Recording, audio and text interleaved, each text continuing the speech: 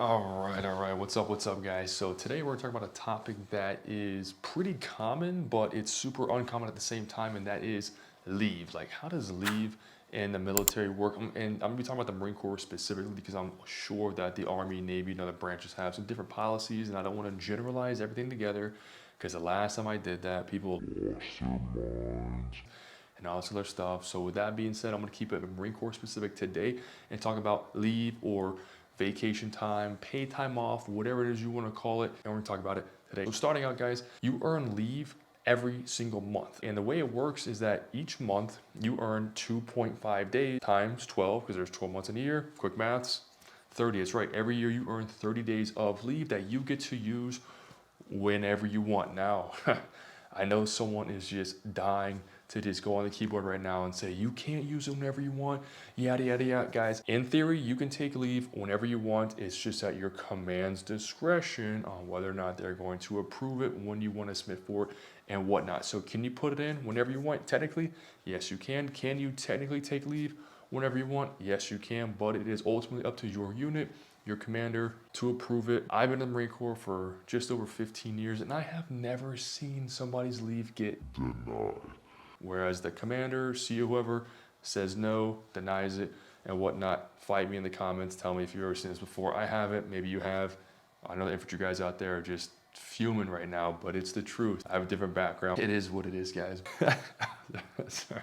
That just gets me every single time. And here's one thing I will definitely say from experience. When you have leave, and I'll get to this in a minute, take it, man. You've earned it. Take your leave. Take your time off, guys. I'm so serious. Like, I joke around, I kid, I keep it kind of funny 99% of the time, but in all seriousness, guys, take your leave, because if you don't use it, you will lose it. And there's nothing more sad than seeing someone lose leave because they didn't take it. All right. And the way I've seen it is I've been in units where if you're getting to the top of the leave balance you can occur, right? It's 60. And if you go over that, a lot of units will say, hey, make sure you take leave before September 30th.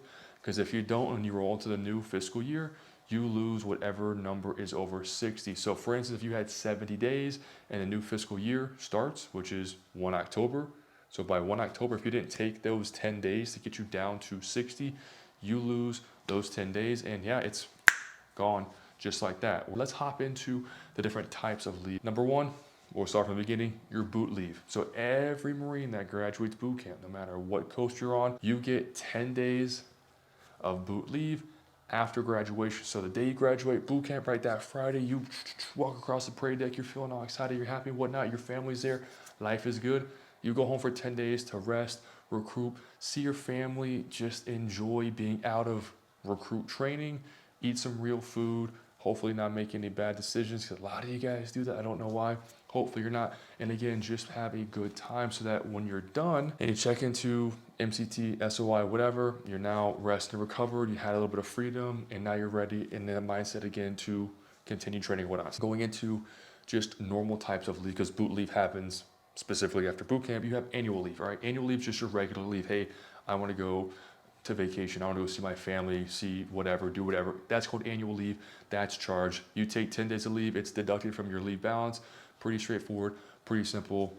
Your biggest one is annual leave. Number two is emergency leave. Now, emergency leave, what it says, it's when there is an emergency, it is still chargeable, meaning if you take any amount of leave, it's still going to be deducted from your annual leave balance. But the difference is through a traditional annual leave, type of leave situation, you request leave. And then it has to go through the process. People look at it, you have to submit stuff, and it has to get approved ultimately.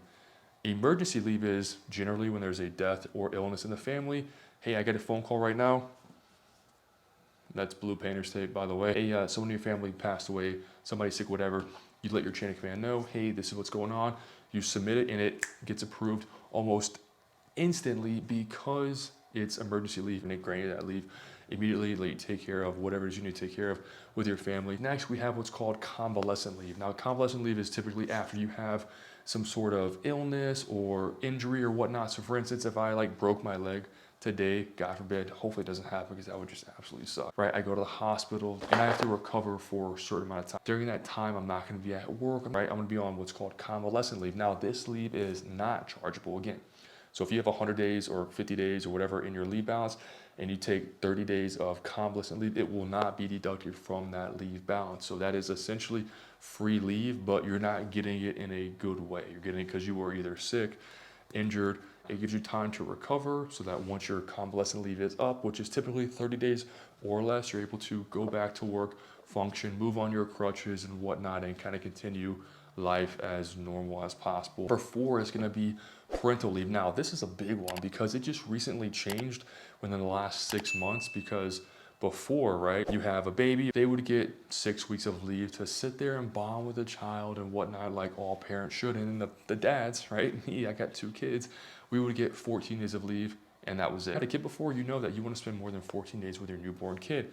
But after 14 days, unless you took annual leave on top of that, you were back at work. And yeah, so now military in general, thank God, authorize both mom and dad 12 weeks or 84 days of parental leave that can be taken however you like within the first year.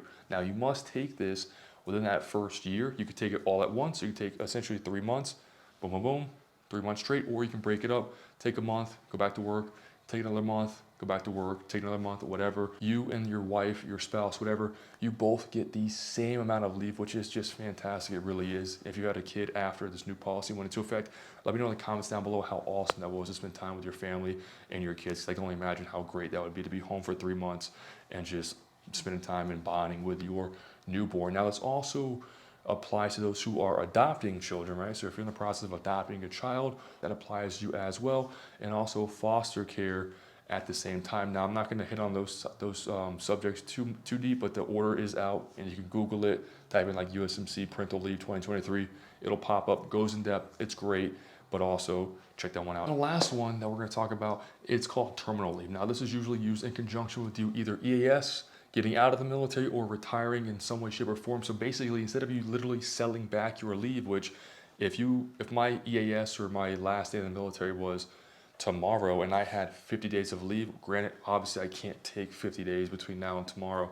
So what a lot of people do is they will sell it back. Literally, the Marine Corps will give them some sort of money back for whatever days they have left over, and they make some sort of money in the back end. But what most people do, they take what's called terminal leave. So it's basically just taking your annual leave before you get out. 1, you're getting paid your full salary while you're on leave, and number 2, it gives you time to transition out of the military. You're not at work doing things that when your leave is up and you get out of the military, you're more likely not be doing anyway. So this gives you time to work on your transition, have time for yourself, and last thing you think about is the military, the Marine Corps, whatever the thing you're about to leave before getting out. So it's basically annual leave that taken at the end of your contract that allows you to get out while you're still getting paid and go on and do whatever it is the next chapter in your life is. Now, your leave, like I mentioned earlier, it is you use it or lose it. You earn 30 days of leave per year. You have 60 days of leave. That's